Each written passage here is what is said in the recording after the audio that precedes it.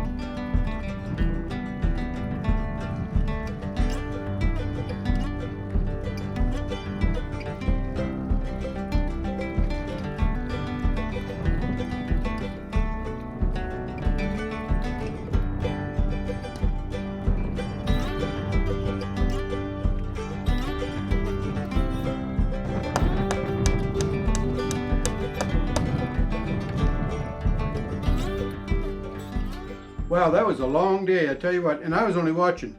I had my 3 sons here, Gerry, my oldest boy, and then Chris, and then Derek, and then Derek's oldest son, Logan, was with us as well. And man, oh man, they didn't take much of a break today. I had to kind of beat on them a little bit even to come take a break and have some lunch.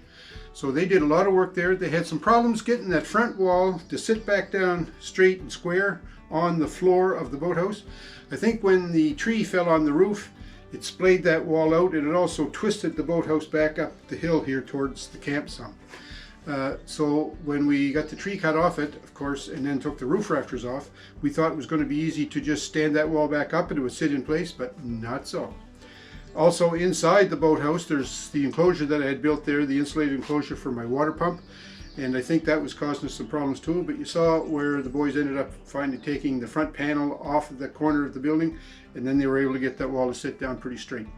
Then they spent some time leveling up the floor and the walls, and it's not looking too bad right now. So thanks to them, thanks to Gerry, Chris, and Derek, and for Logan for all the help, because I was more or less just an observer on Saturday when they did all this work. And I appreciate them giving up their day, coming out and helping the old fella. Anyways, we're going to be making some roof rafters here. The next thing on the agenda, I think, put some roof rafters on there, put some sheathing and shingles, and you know, before we know it, we'll be done. So thanks for tuning in. Sure hope you enjoyed it. Don't forget, you got to thumbs up me, folks. After that hard day the boys put in, you got to thumbs up me for that. Take care. We'll talk to you soon.